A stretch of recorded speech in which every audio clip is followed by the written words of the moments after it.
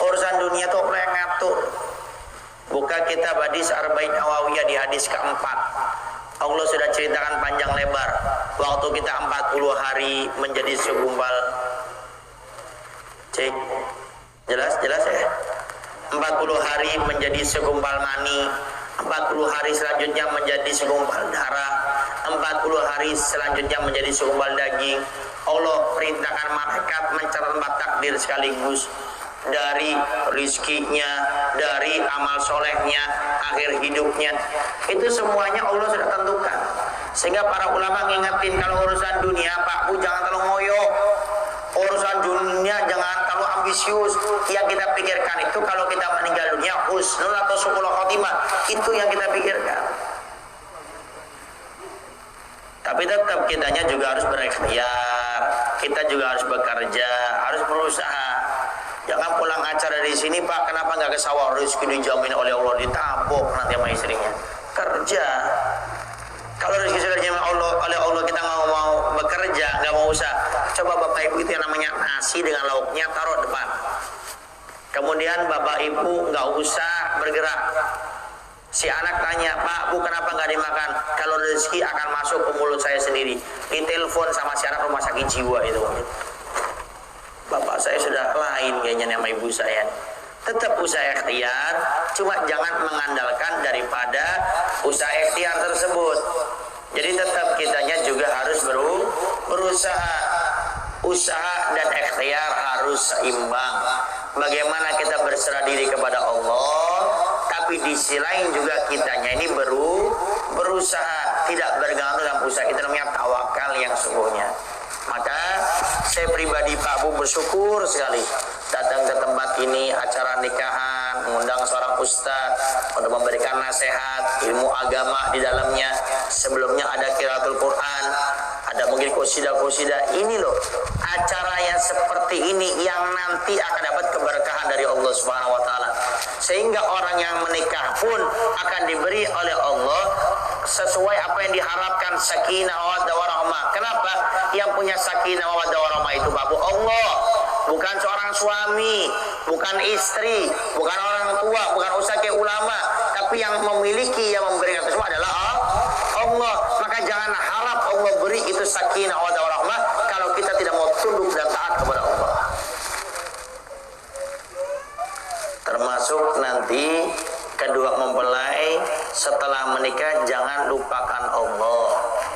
Jangan lupakan Allah. Hadirkan kebahagiaan dalam rumah tangga dengan mengingat Allah. Sholat 5 waktu jangan sampai ditinggal.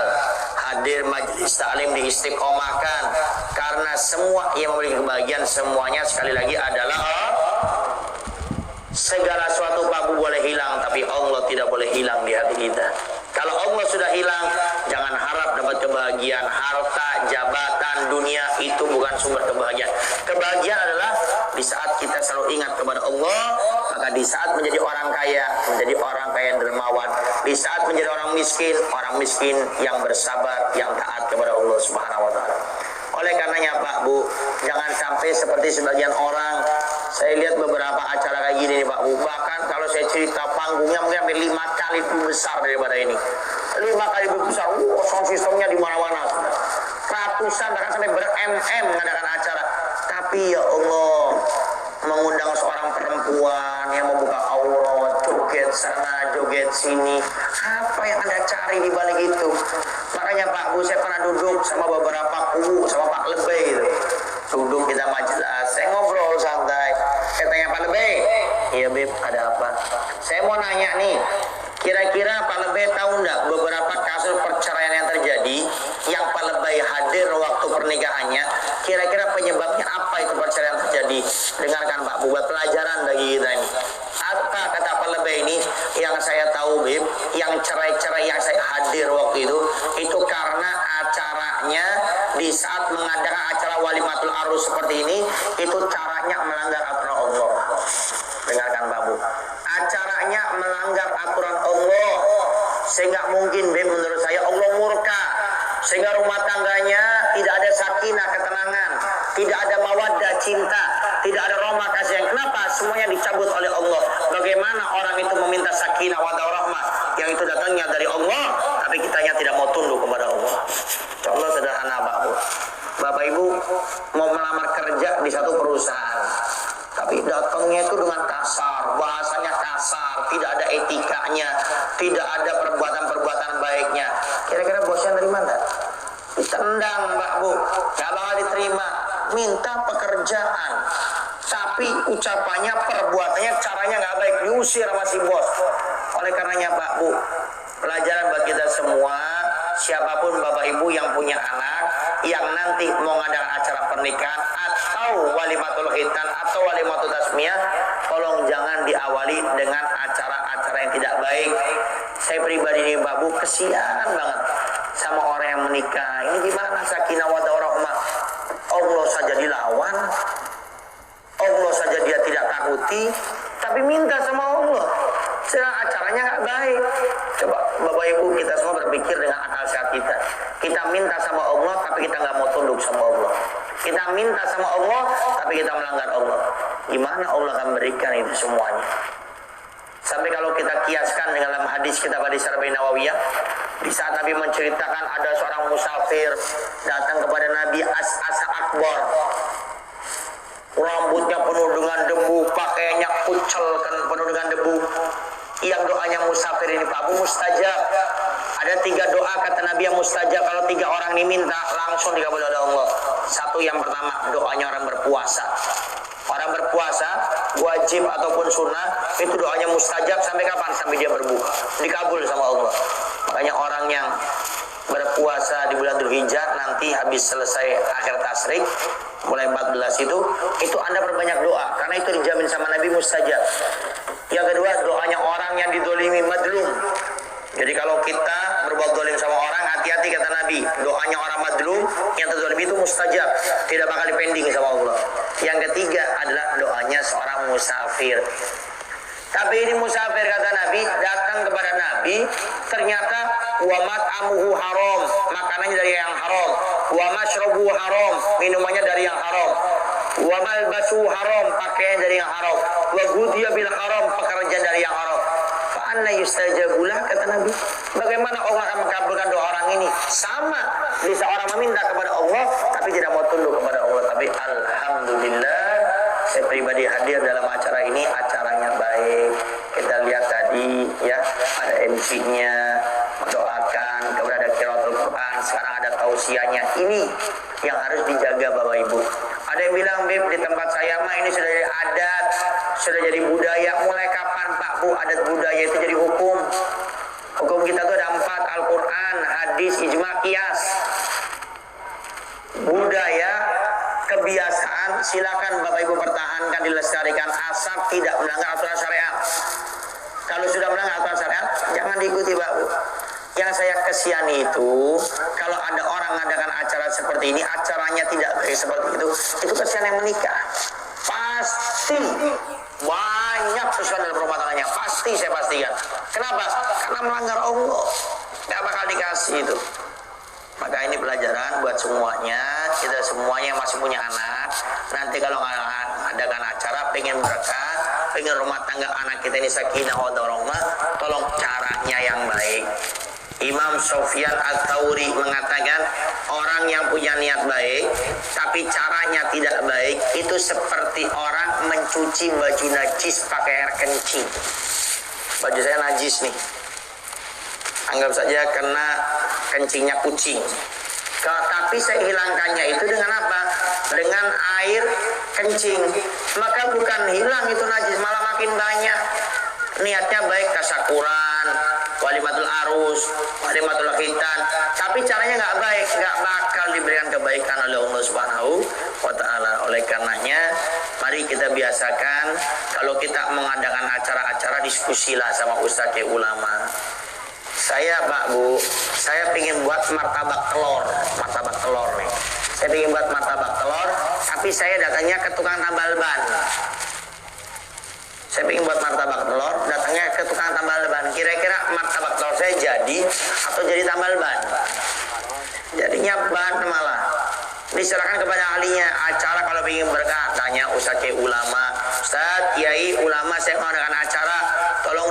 bimbing bagaimana acaranya biar berkah. Serahkan Pak Bu pada bidangnya. Saya mau buat martabak telur, saya nggak bakal maksa. Saya datang ke tempat yang benar. Maka jangan sampai ustadz ke ulama itu kita jauh darinya.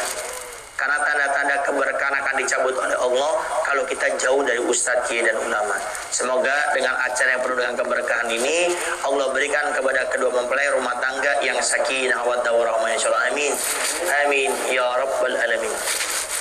Baik, sedikit saya sebelum masuk kepada bagaimana cara mendapat rumah tangga yang sakinah wa warahmah, sedikit tips untuk para jomblo dan jomblowati. Cuma saya lihat mukanya di atas saya semua ini. Ya. Ini tips untuk para jomblo dan jomblowati. Karena saya sering Mbak Bu, Al-Fakir saya sekarang punya aplikasi namanya TokTok. TokTok. Nah, TikTok, TokTok gitu lah. Itu banyak banget yang Beb doakan saya agar cepat nikah, Beb doakan. Oh banyak. Setiap saya live yang khususnya jawab, itu banyak yang nanya ini. Maka saya sampaikan Mbak Bu, perhatikan 3 cara ini, insya Allah nikahnya kita nggak lama, 3 saja. Saya minta perhatian fokusnya para jomblo-jomblowati. Ini dengarkan 2 menit nih. 2 menit 3 cara tips untuk cepat menikah dan mendapatkan pasangan yang soleh dan soleha. 1, yang pertama, kalau ingin cepat menikah, fokus memperbaiki diri. Fokus memperbaiki diri, tidak usah toleh kanan, toleh kiri. Fokus perbaiki diri. Bagaimana saya bisa memperbaiki diri? Tanya mau ustadz ke ulama, arahannya bagaimana? Ikuti. Fokus memperbaiki diri. Kemudian yang kedua adalah cari yang agamanya baik. Nabi sudah sabdakan fatfar bidadiddin taribat yadak. Cari yang agamanya baik, kata Nabi, kamu akan jadi orang yang beruntung. Ini Nabi yang mensabdakan. Kalau Nabi sudah pernah mensabdakan, Pak, itu yang terbaik. Cari agamanya baik, kata Nabi, kamu akan jadi orang yang beruntung. Ketiga, perbanyak doa.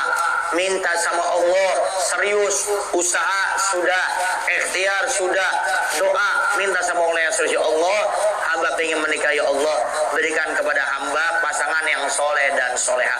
Minta terus kepada Allah, minimal sholat 5 waktu, disisipkan itu doa. Kalau bisa, Bapak Ibu, ini doa dilazimkan para jomblo dan jomblowati, baca 11 kali habis sholat 5 waktu. Nanti jodohnya insya Allah lebih Allah permudah. Apa doanya? Dalam Al-Quran Allah sudah firmankan, Rabbi la tadarni fardan wa anta khairul warithin. Rabbi la tadarni fardan wa anta khairul warithin. Rabbi, wahai Tuhanku, la tadarni fardan, jangan kau biarkan kau menyendiri, wa anta khairul warithin, dan kau sebaik-baik yang memberikan sesuatu jodoh yang kita minta.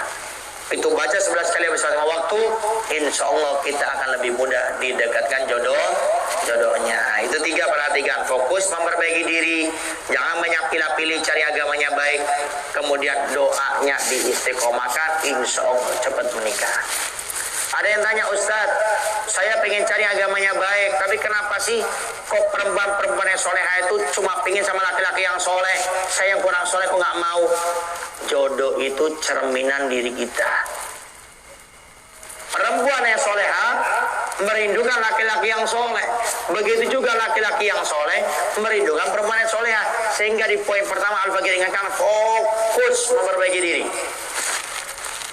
Itu sudah sunatullah. Di mana-mana orang itu pengen dapat yang soleh, pengen dapat yang soleha.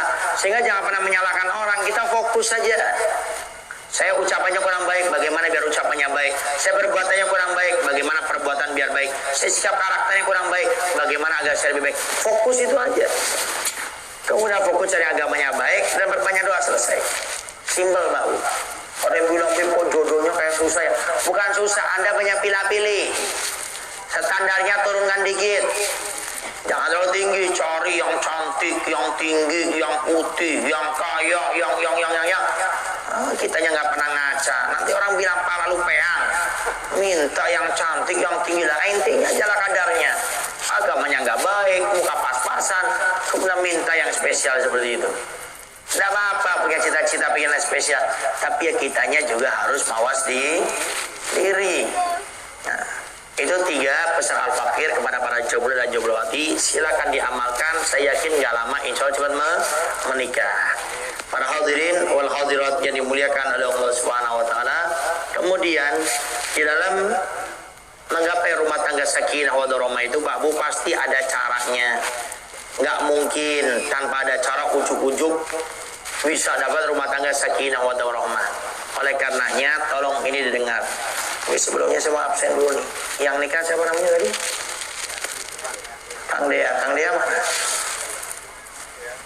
Kang Deanya mana? Kang Dea mana? Oh, perempuannya Teh Dea. Laki-lakinya Kang Lukman. Mana Kang Lukman? Ya salam. Ini saya ceramah buat siapa ini? Makanya tadi saya mau panggil di awal itu. Mana Kang Lukman ini? Saya ceramah ini bukan buat bawa ibu-ibu, bukan. Ngapain saya ceramah buat ini? Kalau nggak ada yang nikah, saya pulang aja sekarang. Mana coba? Mana Kang Lukmannya? Nah, si kumaha eta. Baru nikah loh. Apa nggak butuh ceramah? Jangan undang saya. Saya dari tadi tuh mau absen, saya kira sudah standby. Saya ini Pak Bu sudah ngisi berkali-kali acara kayak gini, sehingga saya ambil pelajaran. Saya pernah ngisi acara kayak gini nih, persis kayak gini. Karena saya nggak pengen telat, nunggu mobil nggak datang-datang, saya pakai motor. Hujan-hujan. Ini Kang Lukman ini. Hah? Kang Lukman. Kang Lukman istrinya dipegang tuh. Jatuh, pegang. So. Coba cari tempat di depan coba. Di pelaminan nih. Mangga. Kak dia. Mangga di atas Kang Lukman. Nanti di kamarnya habis saya selesai ceramah aja. Mangga di atas. Ya. Mangga. Jadi raja dan ratu dalam satu malam. Apa ya? Jadi saya pernah ngisi acara nikahan, nunggu mobil lama, udah saya pakai motor, hujan-hujan ini. Bela-belain datang, ceramah dari awal sampai akhir. Saya baru ingat, yang nikah mana? Beb, dari Habib, Assalamualaikum sampai sekarang. Yang nikah di kamar, Beb, nggak keluar, kurang ajar. Buat apa saya kesini? Undangannya jelas, Habib diundang acara nikah. Nikah nggak dengar buat siapa? Kalau bapak-bapak kan udah senior-senior saya. Saya lahir tahun 89, Bapak lahir tahun berapa? 45 kan? Ada yang 45, ada yang 35, ada.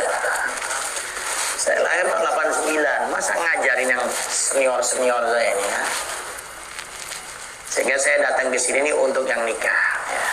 Nanti Kang Lukman sama Teh Dea nanti habis selesai silakan. Di kamar nggak keluar pun nggak masalah, bebas. Baik, dalam menggapai rumah tangga yang sakinah wa warahmah itu ada caranya. Maka kalau nggak memperhatikan cara ini jangan salahkan. Baru sehari piring sudah mulai terbang, 2 hari sendok garpunya terbang, 3 hari UFO-nya terbang nanti.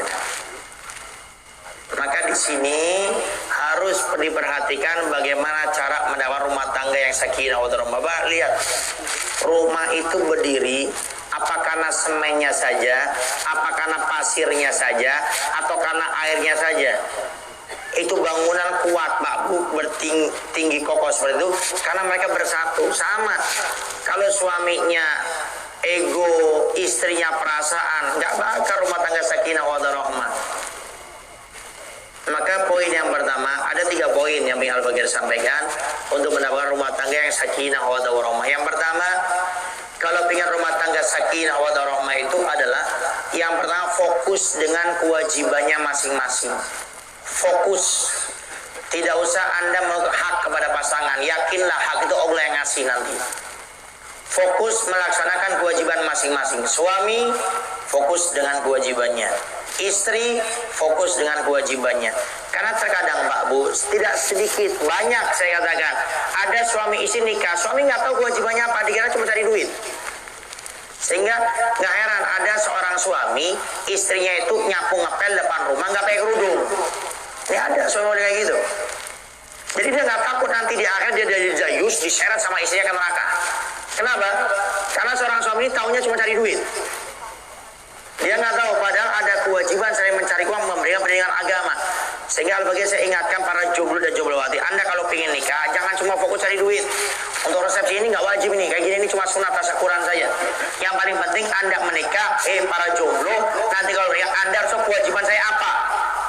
Nanti kalau rumah tangga beda pendapat sama istri bagaimana? Kalau mertua orang tua ikut campur bagaimana? Kalau ada orang memfitnah ada orang ketiga bagaimana? Itu yang dipelajari. Apalagi nanti Anda sudah menikah, Anda tinggalnya Anda sendiri. Bagaimana kalau saat berbeda pendapat di sana? Apa saya panggil orang tua saya panggil mertua saya, atau terkadang malah melibatkan orang ketiga, malah bukan solusi yang dapat, malah kerusakan rumah tangga. Ini pelajari. Termasuk di saat mungkin seorang suami, seorang menantu izin sama mertuanya untuk pindah, tapi mertuanya melarang, orang tuanya bilang di sini saja. Itu caranya bagaimana? Pelajari itu.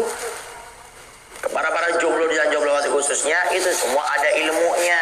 Paling tidak 6 bulan sebelum nikah datangi ustaz, ya ulang ustaz, saya ingin ngaji khusus masalah rumah tangga. Baca kitab Al-Qudul Ijen punya Imam Nawawi, Al-Badri Al-Jawi. Baca kitab Adabul Islam, Fidatul Yusra punya Abu Yamaliki. Banyak kita para ustaz ke ulama, sehingga nanti Anda menikah tidak kayak orang linglung kalau ada masalah. Ini suami lagi ribut sama istrinya, suaminya di depan, diem boy.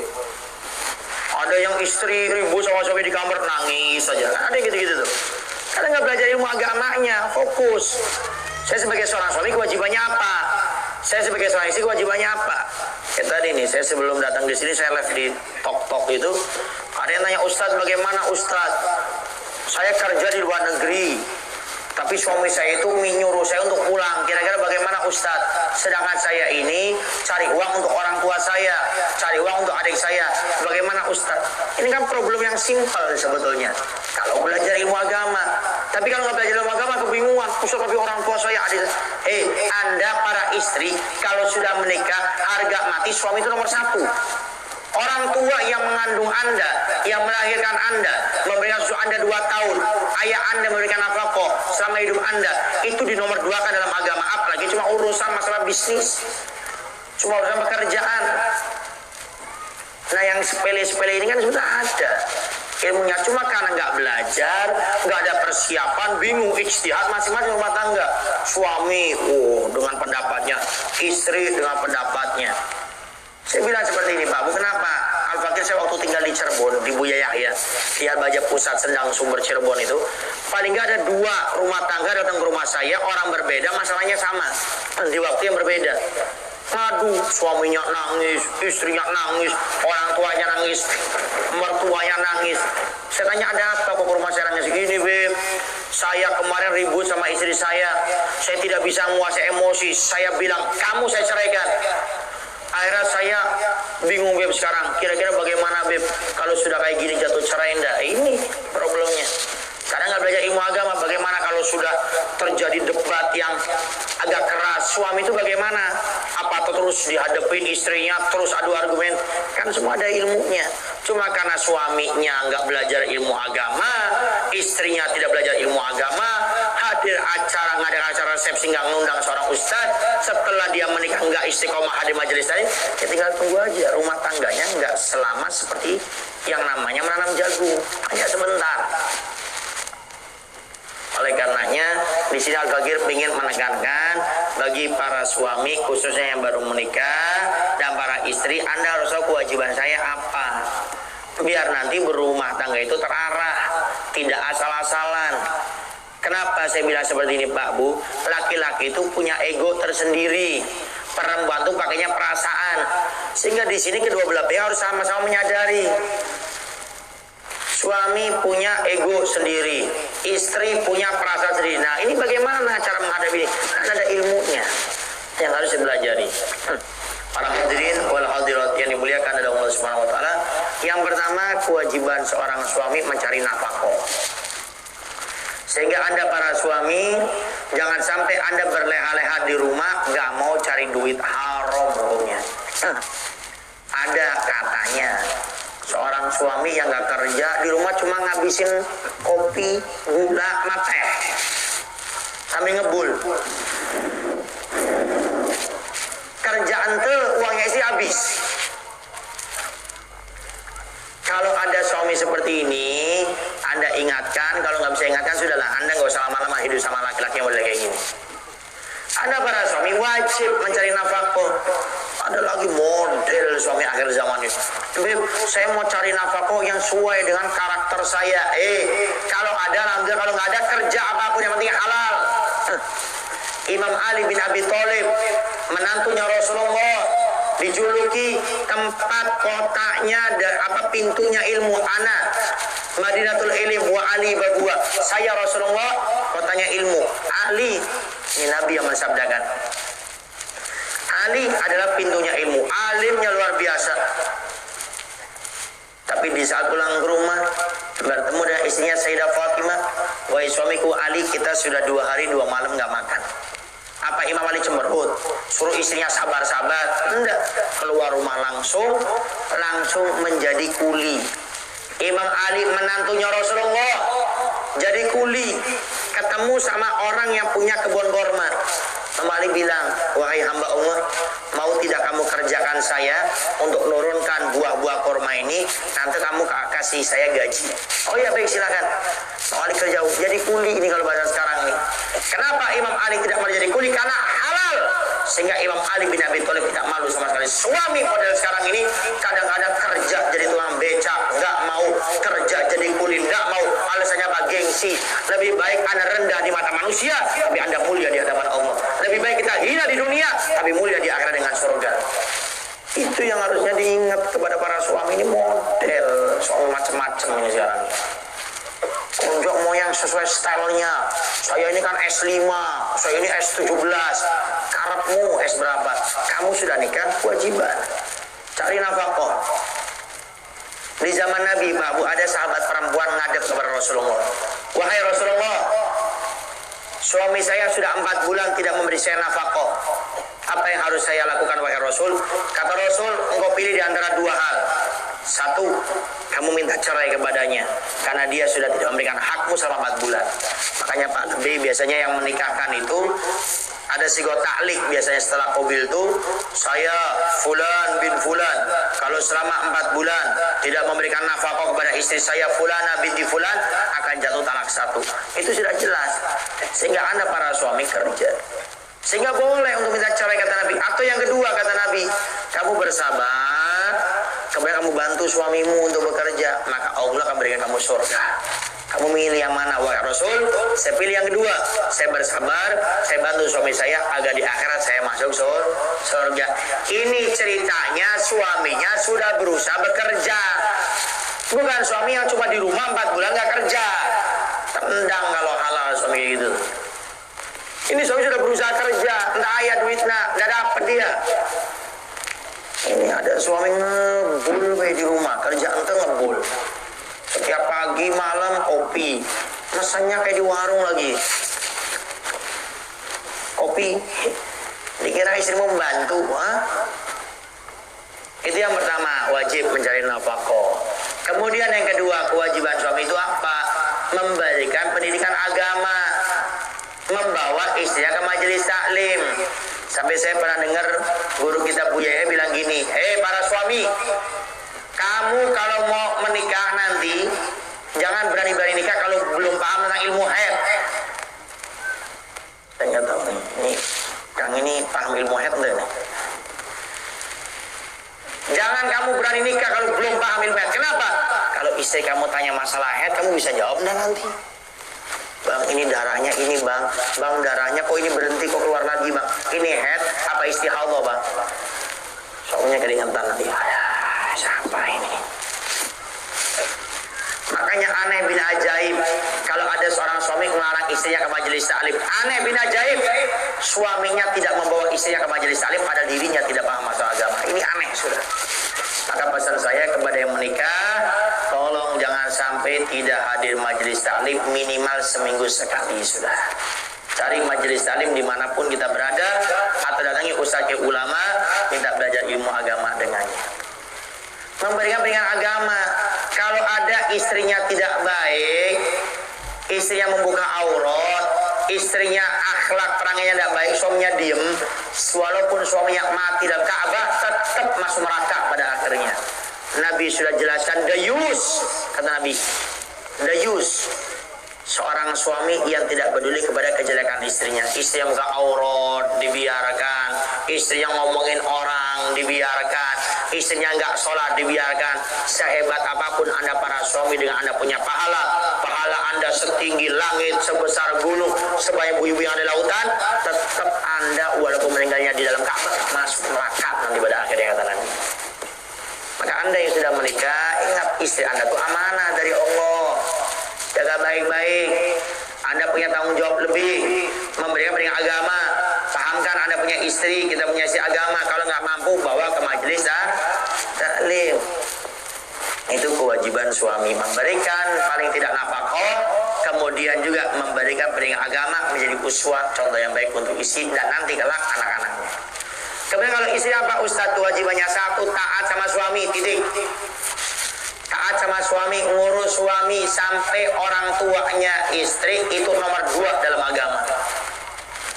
Maka tidak usah ragu kalau seandainya suami kamu nyuruh kamu jangan keluar, wahai para istri. Orang tua kamu nyuruh keluar, Anda nurut dengan suami. Tinggal ucapkan dengan baik dengan orang tuamu, maaf Pak, Bu, suami saya nyuruh jangan keluar. Nanti kalau suami datang, baru saya minta izin kepadanya. Ini perintah dari Allah, ini ketaatan. Sehingga Anda para orang tua perempuan, bantu anak perempuan Anda untuk makin berbakti dengan suaminya. Jangan malah sebagian orang tua perempuan ini malah mengganggu anak perempuannya untuk khidmat taat sama suami. Ada model-model kayak gini juga nih.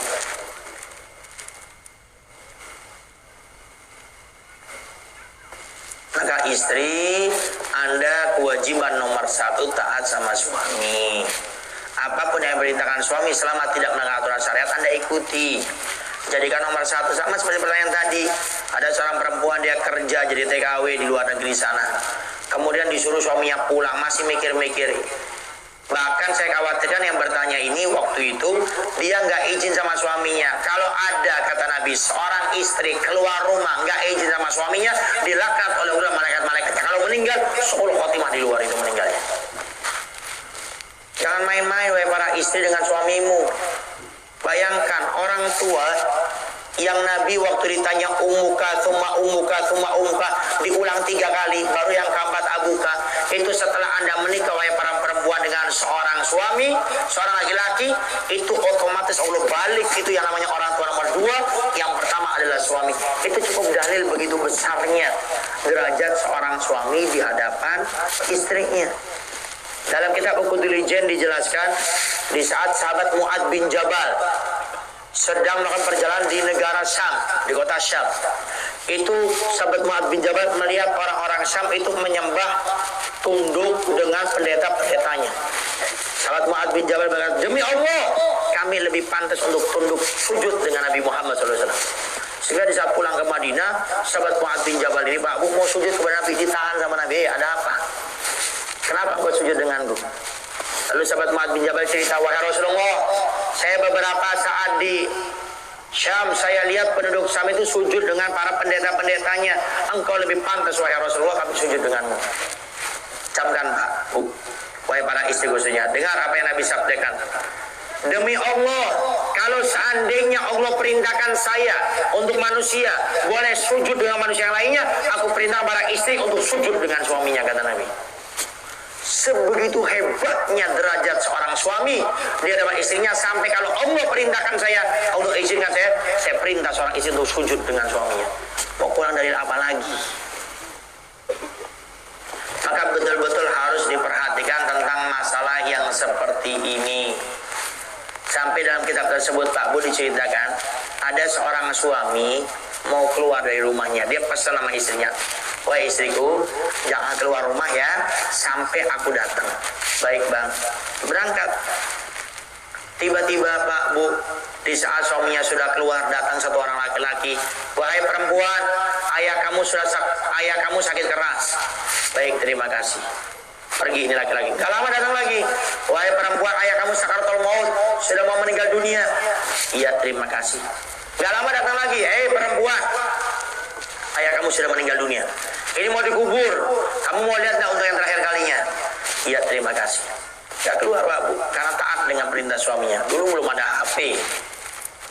Sehingga gak lama suaminya datang, berarti istri yang menangis. Kenapa wah istriku menangis? Bang, tadi ada orang ngingetin ayah saya sakit keras, ayah saya sakaratul maut, ayah saya sudah meninggal dunia. Lalu kenapa kamu kata suaminya gak keluar? Bang, kan engkau larang saya untuk keluar. Akhirnya dibawa sama suaminya ke rumah orang tuanya, ternyata sudah dikubur. Datang kuburannya, kemudian mendoakannya, selesai pulang ke rumah. Camkan Pak Bu, kemuliaan seorang istri di saat taat dengan suaminya, apa yang Allah berikan? Di malam hari ini istri bermimpi mendengarkan hatif, suara tanpa adanya wujud, mengatakan, wahai perempuan, karena berkah ketaatanmu dengan suamimu, suami perintahkan kamu tidak keluar, engkau tidak keluar, dan engkau mentaatinya, maka semua dosa-dosa daripada ayahmu aku ampuni semua. Semua dosa-dosa dari ayahmu aku ampuni semuanya karena berkah ketaatanmu kepada suamimu. Coba, gara-gara anak perempuannya taat dengan suaminya, orang tua dapat keberkahannya. Kebalikannya coba, bayangkan kalau orang tua ngajari anak untuk berani sama suaminya, laknat apa yang didapat oleh orang tua yang seperti itu? Maka para istri betul-betul harus memaksimalkan taat dengan suami. Ini termasuk Pak Bu, saya perlu cerita karena ini banyak. Makanya tidak heran, kayaknya Nabi pernah mensabdakan paling banyak penghuni neraka itu perempuan, kata Nabi. Nabi ditanya sama sahabatnya, kenapa wahai Rasul penghuni neraka itu paling banyak perempuan? Karena perempuan itu satu, kurang bisa bersyukur, kedua, durhakanya sama suami. Setelah saya pikir-pikir dan banyak yang bertanya, kayaknya iya. Ini ada istri-istri soleha, bukan durhaka, soleha, saya kata. Sholatnya rajin, puasanya rajin, bahkan mungkin sholat sunahnya rajin sama puasa sunahnya rajin. Tapi di saat suaminya tidak menjalankan kewajibannya, di saat suaminya kasar dengannya, istri terpancing, istri ngambek, istri ngamuk, nggak menghormati, tidak taat sama suaminya, itu penyebab seorang istri masuk neraka. Walaupun istrinya soleha. Maka wahai para istri, sejahat-jahat apapun suamimu, maka bersabarlah engkau untuk taat kepadanya selama tidak menyuruh yang haram. Kecuali kalau sudah melampaui batas, silakan Anda minta cerai dengan suami dengan cerita kepada orang tua. Itu kalau sudah sampai melampaui batas. Karena kemuliaan istri sekali lagi di saat dia bisa taat dan sabar ngurus suaminya. Ini ada kisah Babu, cerita nyata. Ada seorang penggali kubur, dia sedang menggali kubur, ada orang yang meninggal dunia. Subhanallah, tidak sengaja di saat menggali kubur ini, dia mendapati ada jenazah seorang perempuan. Kain kafannya utuh Pak Bu, jasadnya tidak rusak. Dicari tahu ini siapa, ustazaka? Bukan. Hafizaka? Bukan. Ternyata dia adalah orang yang tinggal di kampung tersebut yang sudah 27 tahun yang lalu meninggal dunia. Sudah 27 tahun dia dikubur, tapi jasadnya utuh, bahkan badannya tidak rusak sama sekali. Setelah dicari tahu Babu, siapakah dia? Seistimewa apa ini perempuan? Kain kafannya dijaga sama Allah, tubuhnya utuh, tidak dimakan sama binatang-binatang yang ada dalam tanah. Ternyata Pak Bu, kuncinya ini adalah istri yang soleha, istri yang taat suaminya, istri yang bersabar dengan suaminya.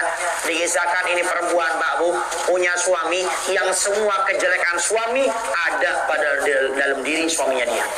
Setiap hari dipukul, setiap hari dimaki, setiap hari dihina. Sampai suatu saat dalam hidupnya, ini perempuan diseret sama suaminya dari dalam rumah sampai keluar.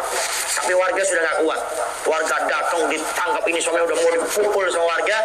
Tiba-tiba istri ini bilang, bang, tolong jangan pukul, saya punya suami. Ini urusan rumah tangga kami. Tolong jangan apa-apakan saya punya suami. Dilepas karena permintaan istrinya. Gak lama Pak Bu, setelah itu ini perempuan meninggal dunia. Ini istri meninggal dunia. Kemudian di suatu malam ada seorang perempuan di kampung itu mimpi bertemu dengan perempuan ini. Apa kata istri ini? Wahai perempuan, saya minta izin ya, nanti kalau suami saya sudah meninggal dunia, tolong dikuburkan di samping kuburan saya. Karena saya pingin nanti kalau suami saya meninggal dunia, saya orang yang pertama kali berkhidmat ngurus saya punya suami di kuburan. Didolimi setiap harinya, ditolong warga, tetap dibela suaminya. Sampai sudah meninggal dunia, mikir bagaimana berkhidmat dengan suaminya. Coba. Makanya saya punya guru Dr. Sabib Sigabaharum, dia berkata, kami para laki-laki ini iri sama para perempuan surga. Kenapa? Masuk surganya paling gampang. Nggak usah perbanyak sholat sunnah, tidak usah diperbanyak daripada puasa sunnahnya, baca Qur'annya, zikirnya, cukup dia laksanakan yang wajib, kata Nabi, tinggalkan yang haram, kemudian tidak berzina, tidak selingkuh, taat dengan suaminya, kata Nabi, kamu mau masuk dari pintu manapun yang kamu inginkan, silakan, kata Nabi. Simpel, cuma taat sama suami yang wajib laksanakan, walaupun nggak ada yang sunnah. Yang haram tinggalkan. Tidak selingkuh, jaga kemuliaan Anda punya diri, wahai para istri. Taat sama suami, kata Nabi, silakan kamu mau masuk dari pintu manapun, wahai para istri. Oh ya, saya punya guru yang bilang, iri kita nih. Gak usah berbanyak zikir ini, surga manapun, bayangkan, surga yang paling tinggi, silakan. Tapi apa kuncinya? Diantaranya taat kepada suami.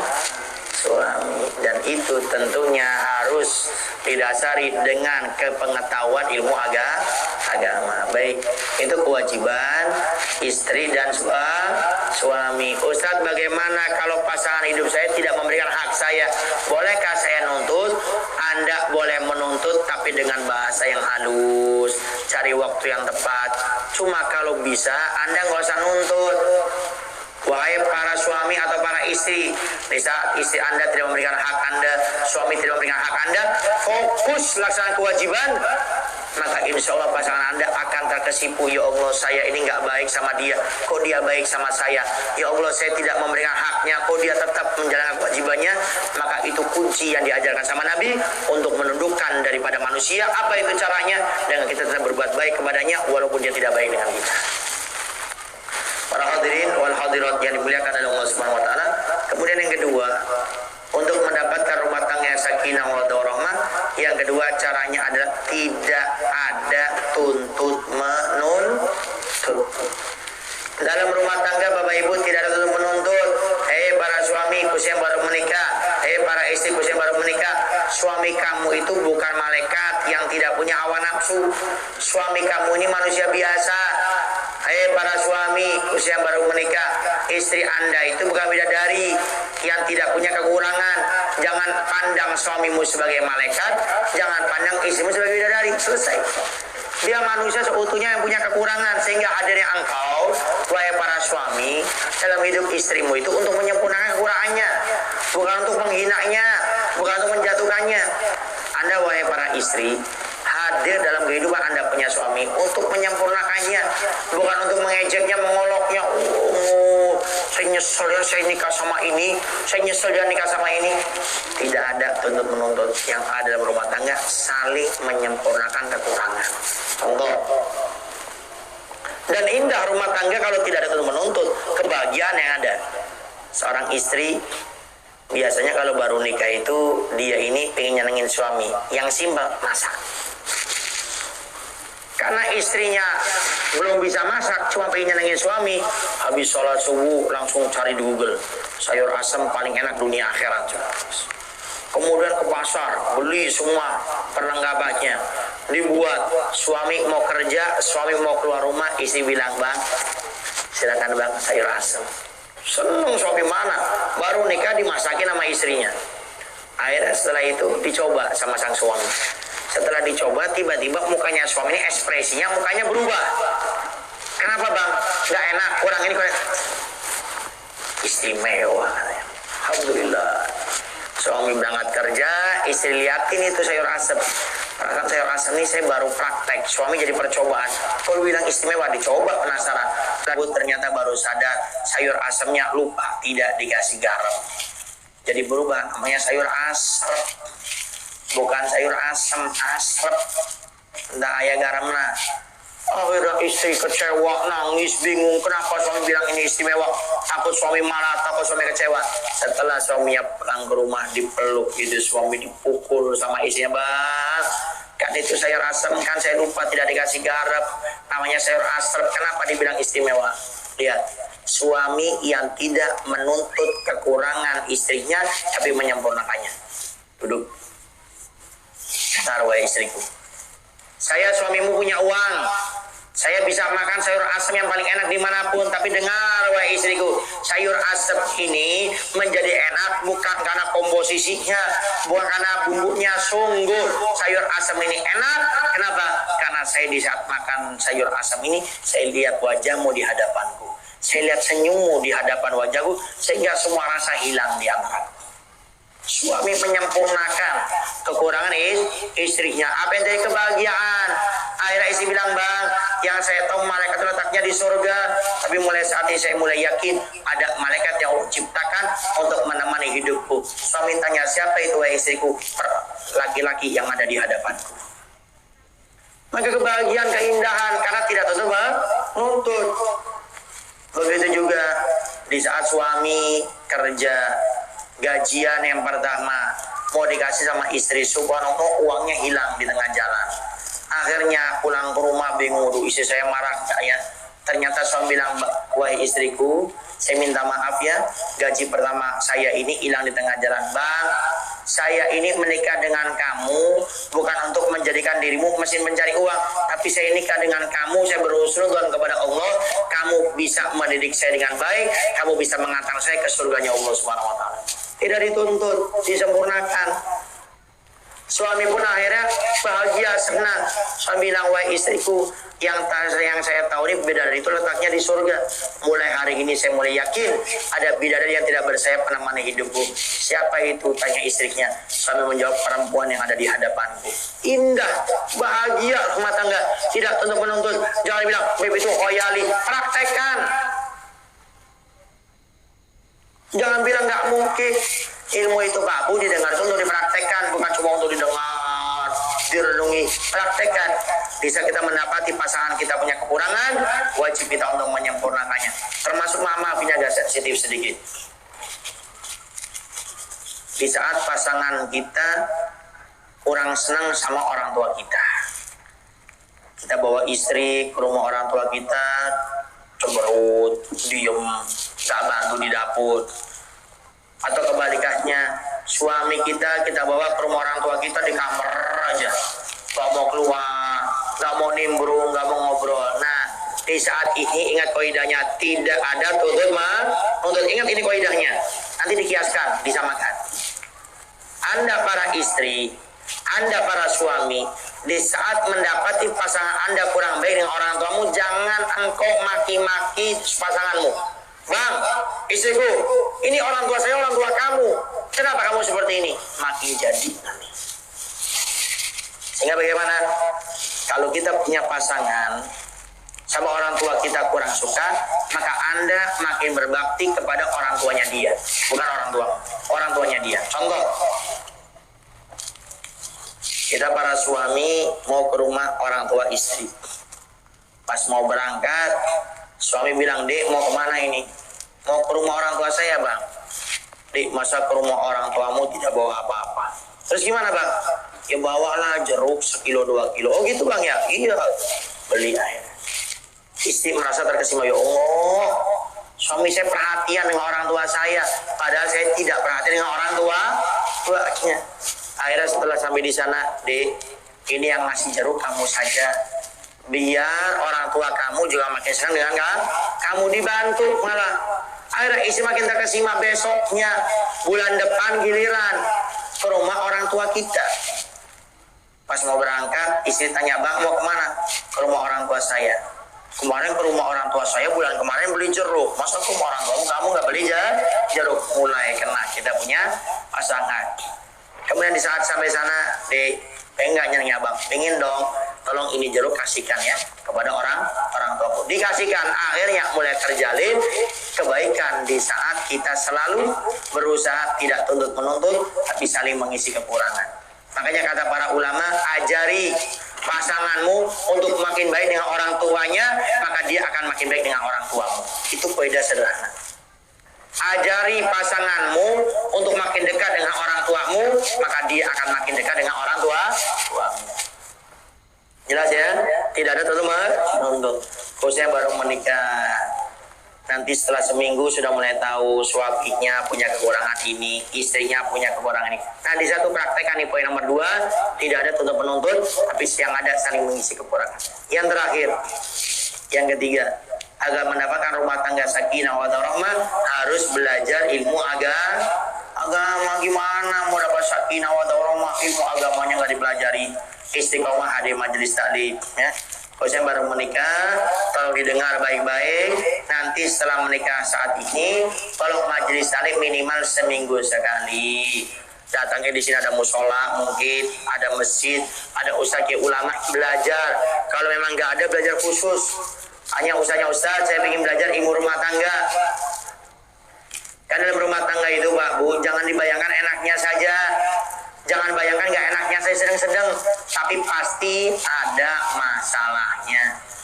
Karena masalah rumah tangga itu agar menjadikan suaminya makin dewasa, istrinya makin dewasa, persiapan nanti punya anak. Sehingga sudah belajar ilmu agama kan tahu kalau suami saya marah gimana caranya. Kalau istri saya sedang cerewet bagaimana caranya. Kalau orang tua ikut campur bagaimana. Mertua ikut campur bagaimana. Kalau kita sudah debat tidak ketemu jalan tengahnya, bagaimana caranya? Itu semuanya dengan belajar ilmu agama. Karena saya yakin Mbak Bu, kalau sudah istrinya istiqomah hadir majelis taklim, suaminya istiqomah hadir majelis taklim, belajar ilmu agama benar-benar makin baik rumah tangganya. Ini ada cerita sekaligus penutup. Ada seorang suami istri ribut. Akhirnya dipanggil ini Ustadz. Kata Ustadz, sudah gini aja. Kalau ingin rumah tangganya makin baik, coba mulai besok ya, ada majelis saya rutin. Di sana ada majelis saya seminggu sekali datang. Subhanallah Pak Bu, suami ini kejadian nyata itu. Dia datang ke majelis taklim, subhanallah. Di saat itu majelis taklim membahas tentang rumah tangga. Suami yang baik seperti ini, seperti ini, seperti ini. Menyikapi istri yang kurang baik seperti ini, seperti ini. Istri yang baik seperti ini, seperti ini, seperti ini. Menyikapi suami yang kurang baik seperti ini, seperti ini. Akhirnya tersadarkan. Pulang ke rumah mulai senyum-senyuman.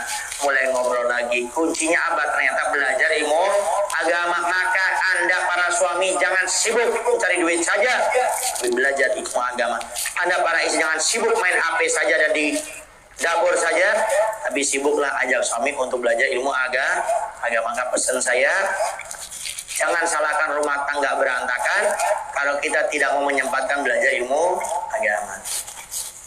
Kemudian Mbak Bu, ini ada doa dari para ulama. Ini doa kata para ulama, doa yang sempurna untuk rumah tangga. Sempurna. Pengen rumah tangganya sakinah wa rahmah, baca ini. Pengen punya anak, baca ini. Pengen anaknya soleh dan soleha, baca ini. Pengen suaminya makin soleh, baca ini. Pengen istrinya makin soleha, baca ini. Ini 5 keutamaan rumah tangga terkumpul dalam satu doa ini.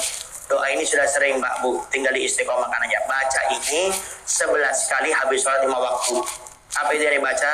Rabbana hablana min azwajina wa dzurriyyatina qurrata a'yun waj'alna lil muttaqina imama. Rabbana, wahai Tuhan kami, hablana, berikan kepada kami, min azwajina, daripada istri kami, wa dzurriyyatina, anak keturunan kami, qurrata a'yun, pelipur-lara, istrinya soleha, anaknya soleh dan soleha, waj'alna lil muttaqina imama, dan jadikan kami seorang suami yang bertakwa, menjadi imam yang baik. Itu dibaca 11 kali habis sholat 5 waktu, khususnya kepada yang baru menikah. Kalau nggak hafal, nanti buka HP, klik di Google, tulis ayat Al-Quran spasi Rabbana hablana, itu keluar, baca itu 11 kali habis sholat 5 waktu. Insya Allah rumah tangga kita sakinah wa rahmah. Yang belum punya anak diberikan anak, yang sudah punya anak, anaknya soleh dan soleha, suaminya makin soleh, istrinya makin soleh.